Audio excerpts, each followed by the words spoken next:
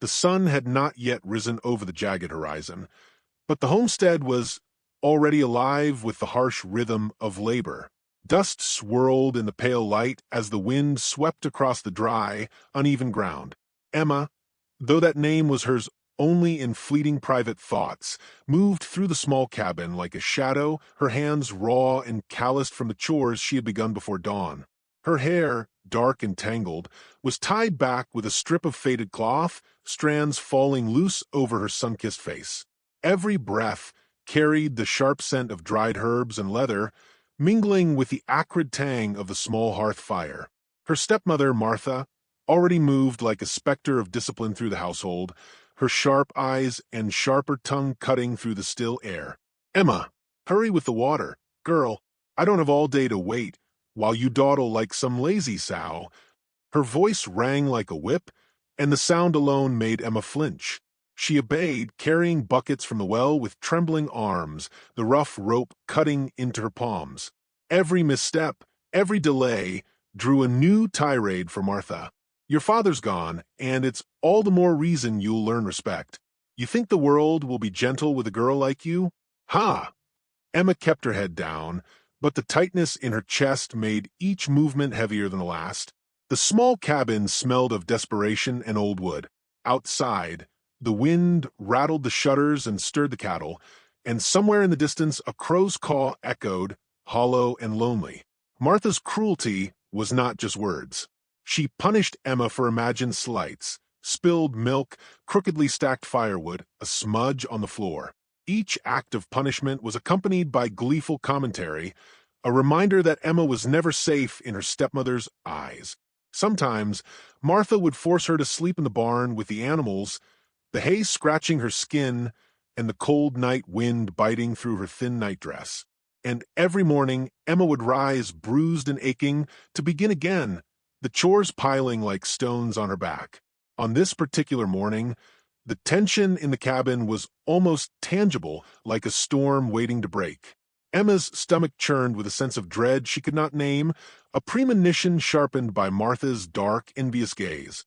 The stepmother's jealousy had festered for years, simmering beneath polite smiles and sharp reprimands, and now it had reached a dangerous crescendo. Martha had always despised Emma's beauty, her youth, her gentle nature that drew the small kindnesses of neighbors and townsfolk.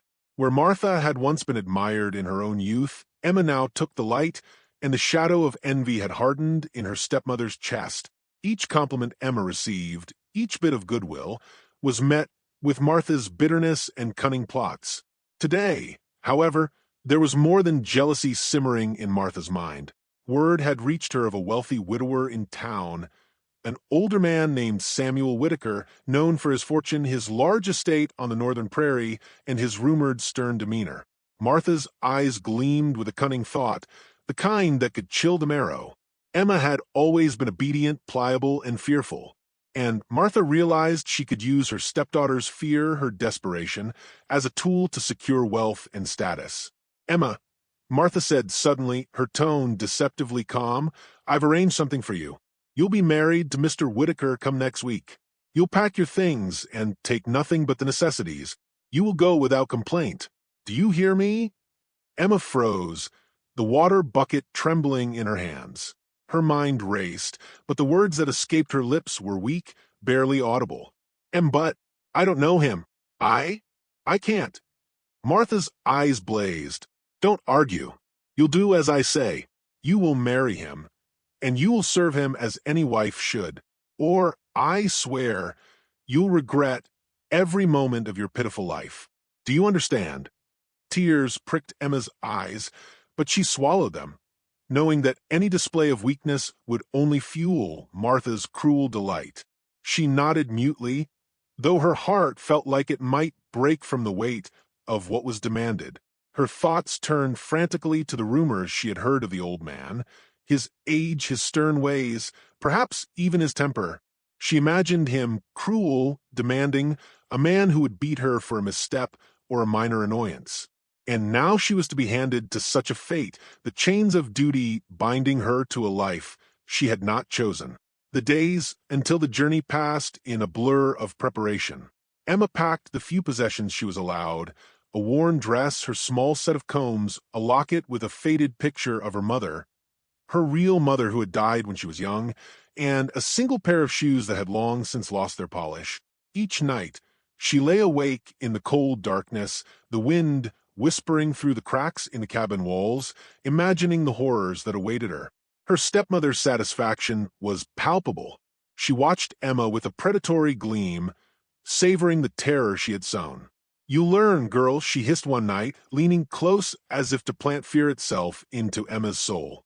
"The world doesn't care for the weak. You're mine to do with as I please. Remember that." Even the neighbors whispered, half in fear, half in pity, for they had seen Martha's cruelty.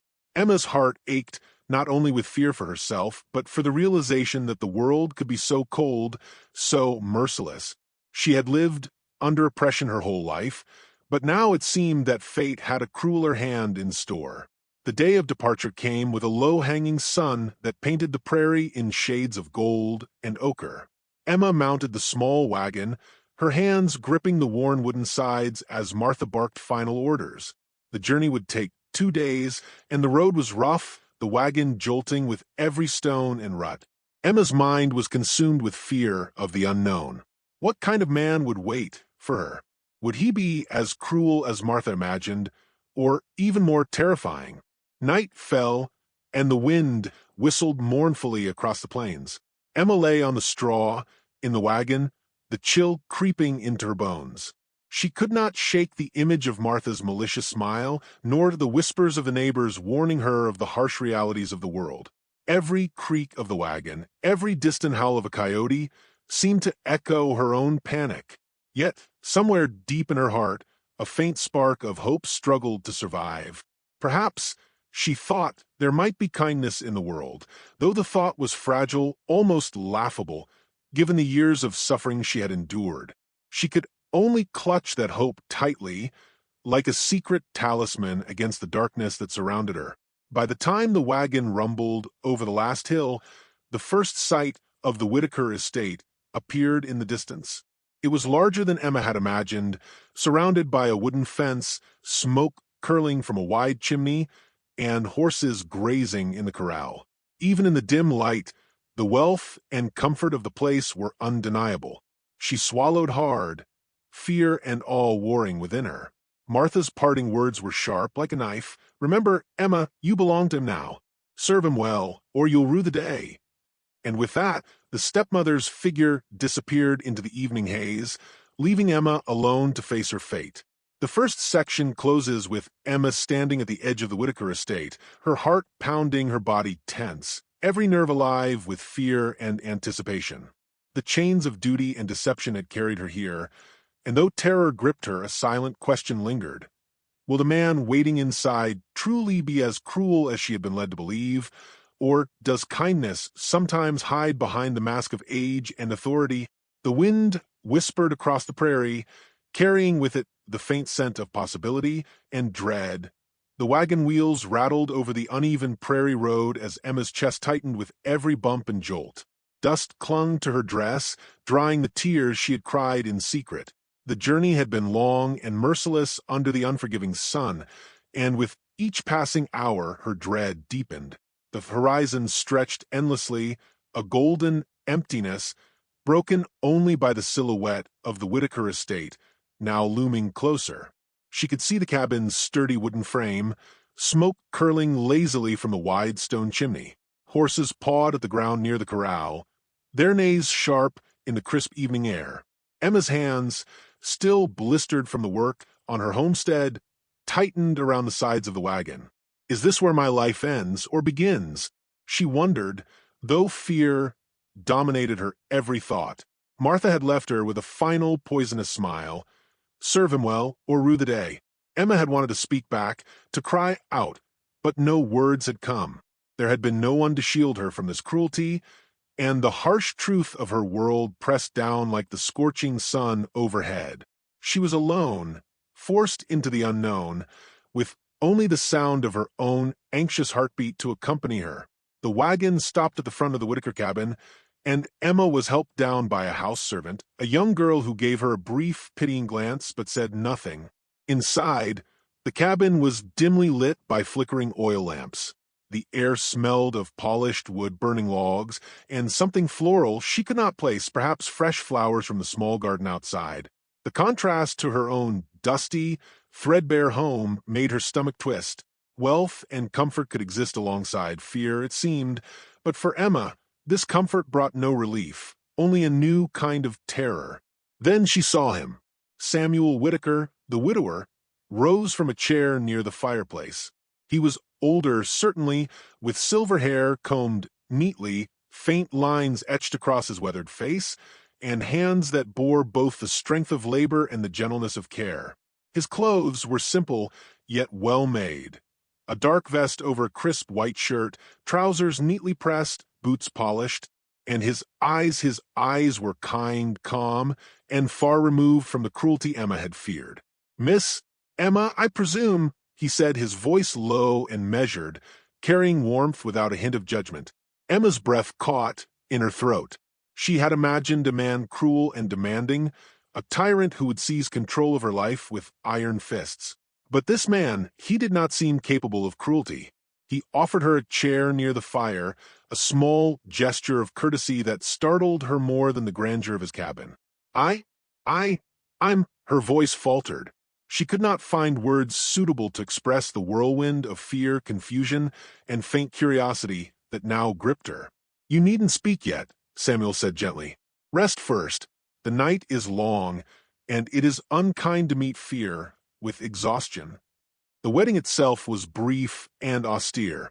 There was no gathering of townsfolk, no music or laughter, only a small table with the necessary papers and a local preacher who spoke softly, as if aware that joy did not live here. Martha had arranged the event in secret, of course, smiling wickedly as she left Emma in the capable hands of the servants and the widower. Emma had expected screams, shouts, perhaps even threats, but there were none. Only the simple, quiet words that marked her legal binding to this man. After the ceremony, Martha's departure left Emma with an overwhelming silence. The cabin felt enormous, the shadows of the oil lamps stretching across the polished floorboards. Every creak of the wood underfoot, every whisper of wind outside, seemed magnified. She could hear the soft steps of Samuel as he moved about, tending to the fire, preparing their simple supper, offering her water, and speaking in calm, courteous tones. Emma's mind raced. How could the man she had been told to fear be so kind? Yet fear lingered like a shadow, thick and stubborn. She kept her distance, avoiding eye contact, her hands trembling as she tried to steady her nerves. Each gesture from him, simple acts of courtesy, a smile, a gentle inquiry, both startled her and stirred a strange, cautious hope. The first night arrived, and Emma's anxiety had grown almost unbearable. She feared what it would hold, anticipating cruelty, violence, perhaps humiliation. Samuel noticed her unease, though he did not press her. Instead, he spoke softly, with the gentlest tone a human voice could carry. "You must be tired," he said, offering her a chair near the hearth. "The day has been long, and you've traveled far. We'll speak little tonight. Rest, and we shall meet the morrow together with fresh minds." Emma's chest heaved, with relief mingled with suspicion. Could kindness truly exist here? Could a man be both powerful and gentle? She wanted to ask, to challenge him, but fear and ingrained obedience held her silent. Hours passed slowly. The fire flickered, shadows danced on the walls, and Samuel moved about quietly, performing his evening routines with calm efficiency. When the moment came to retire to their separate chambers, Emma found herself surprised at the absence of command or coercion. He allowed her space, offered blankets, and even a warm smile as she hesitated by the doorway. "Good night, Miss Emma," he said softly. "May your sleep be peaceful." Emma's fear, though still present, began to mingle with curiosity and faint relief. Perhaps the rumors of cruelty were exaggerated or deliberately planted by her stepmother's envious imagination. Perhaps, for the first time in her life, she would find that not every man sought to dominate and destroy. She lay awake, the warmth of the blankets against her skin and the soft crackle of the fire from the adjoining room offering a strange comfort. Her thoughts raced between hope and distrust. Could this kindness be real? Or was it a ruse, a trap waiting to be sprung? Outside, the prairie stretched endlessly under a moon that hung like a silver sentinel in the sky.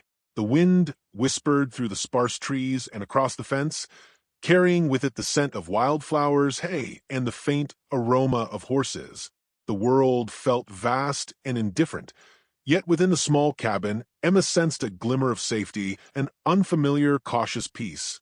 By the time dawn threatened the horizon, Emma had learned something profound. Fear, though powerful, could be misplaced. The man she had dreaded, whose presence had loomed like a shadow over her imagination for weeks, had shown her patience, dignity, and gentle respect. For the first time, she dared to imagine that perhaps not all chains were cruel, and not all forced paths led only to suffering. And so, as the night wore on, Emma lay in her modest chamber, listening to the soft creaks of the cabin and the distant sound of horses stirring. Her heart, still heavy with the weight of her stepmother's manipulation, began to sense a possibility. That even in a world cruel and unforgiving, there could be kindness, there could be trust, and perhaps even the faint stirrings of hope. The first night had passed without violence, without anger, without the horrors she had imagined. And though fear lingered, it was now tempered with something new. A quiet, fragile recognition that perhaps life could offer mercy, even when imposed by circumstance. The morning sun spilled across the prairie like molten gold, lighting the Whitaker estate in warm, forgiving light. Emma stirred under the thick quilts, her body still tense from nights of fear and months of anticipation. The previous evening had passed without the cruelty she had expected, and though her heart still carried traces of anxiety, there was now a fragile curiosity lingering, like the first buds of spring after a harsh winter. The aroma of fresh coffee and baking bread drifted through the cabin, pulling her from restless thoughts. Samuel moved about the kitchen, quietly, tending to the fire and humming softly to himself. His manner was patient and deliberate, every movement measured with care. He glanced up as Emma entered, offering her a gentle smile that both startled and reassured her. "You're awake early," he remarked. "The prairie air can be brisk, and I imagine the journey tired you more than you realize." Emma nodded, unsure of what to say. She had expected a man of authority to dominate her, to impose harsh rules and enforce obedience with fear. Instead, she found a man who treated her with respect and gentleness, qualities she had long believed were rare in this world. As the days passed, Emma began to see the full breadth of Samuel's character. He was indeed wealthy, but not ostentatious, generous, but not self-serving. He tended to the land with care, spoke to the servants with kindness, and treated Emma with a respect that made her question everything her stepmother had told her. Her fear slowly gave way to trust, though she remained cautious, still aware that a lifetime of oppression could not be undone in a single week. The turning point came unexpectedly. One afternoon, while exploring a small grove near the estate, Emma overheard a conversation between Samuel and a visiting neighbor. He spoke of his late wife, of the charitable work he had done in town, and of the hardships he had endured in his youth. Emma learned of his generosity, how he had built a schoolhouse for children, repaired homes for widows, and provided work for struggling families. Every word he spoke revealed a depth of kindness and strength that the young woman had never imagined. Her chest tightened with a mixture of awe and shame. All this time, she had feared him, believed him cruel, and yet he had been nothing but patient and gentle. The realization struck her like a blow. Her stepmother's jealousy and malice had painted a false portrait of the man who now offered her a life of unexpected security and compassion. That evening, Emma found herself compelled to speak, to confront the shadow that had haunted her heart for so long. Samuel sat by the fire, reading by the dim light of the oil lamp. She approached cautiously, her voice trembling but resolute. I know now," she began. "I understand that you are nothing like what I feared. I was told lies, and I believe them. I thought you would be cruel, that you would—" Her voice faltered, tears pricking her eyes. "I thought the world was all cruelty. Samuel set his book aside and reached out, placing a steady hand near hers, not touching, but offering reassurance. "The world is not always kind, Emma," he said softly, "but that does not mean that kindness does not exist. You have survived more than most, and yet here you are. You are stronger than you realize." For the first time, Emma allowed herself to fully feel relief. The tension that had coiled in her chest for months began to loosen, replaced by a quiet warmth that spread through her very bones. She realized that fear had been her constant companion. Yet here was a man who asked nothing of her but trust, respect, and the willingness to take the first steps toward understanding.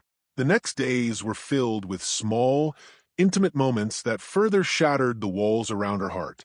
Samuel showed her the estate, teaching her to care for the animals, tending to the small garden together, and even sharing stories by the hearth late into the night.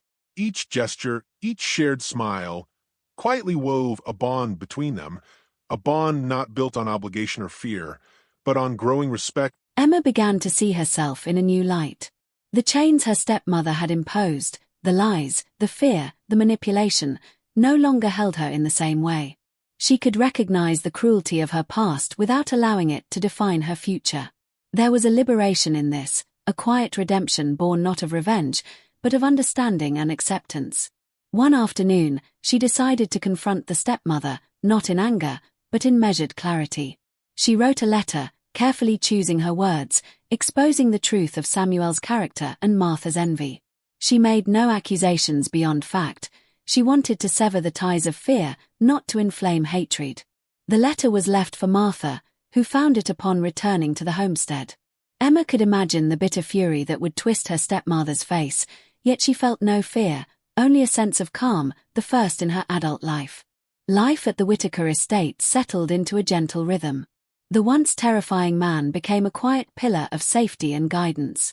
Emma found herself laughing at his stories, sharing her own memories, and even daring to dream of a future where fear was no longer her master. The contrast between her stepmother's cruelty and Samuel's benevolence could not have been starker, and yet it was this contrast that allowed Emma to grow, to heal, and to embrace a new understanding of the world. The story's final night arrived with a silver moon hanging low over the prairie, its light spilling through the cabin windows. The fire crackled softly, casting warm shadows across the wooden walls. Samuel sat beside Emma on a bench outside, wrapped in blankets, watching the horses graze quietly in the corral. "You have changed, Emma," he said gently, his eyes reflecting the moonlight. "Not because I commanded it, but because you chose it. You have survived cruelty, feared the unknown, and yet you still allow hope into your heart. That is strength." Emma looked at him, the fear that had once defined her life now distant, replaced by gratitude, admiration, and a fragile tenderness. I never imagined life could be like this," she admitted. "I thought the world was only cruel. But now, I see that there is goodness, even in places I never expected." Samuel reached for her hand, this time holding it firmly yet gently. The warmth of his grasp was steady and grounding, a promise that the chains of fear no longer had power over her. In that moment, Emma understood something profound. Redemption was not given, it was discovered, often in the quiet courage to trust, to endure, and to see beyond the lies of others. The wind whispered across the prairie, carrying with it the scent of wildflowers and freshly turned earth. The cabin, the estate, and the vast sky above seemed to exhale with Emma's newfound peace. She had been forced into a marriage by cruelty, but she had found freedom, not through rebellion, but through the discovery of true kindness and the quiet courage to embrace it. As the moon traced its path across the sky, Emma rested her head on Samuel's shoulder, finally allowing herself to breathe freely. The past, the stepmother's cruelty, the years of oppression, remained a shadow, but it no longer defined her. She had walked through fear into hope, through deception into truth, and through forced circumstance into a life touched by genuine care. In the stillness of that prairie night, Emma understood that redemption was not loud or grand. It was quiet, it was gentle, and it was profoundly human. And for the first time, she allowed herself to imagine that happiness, however unexpected, was not impossible.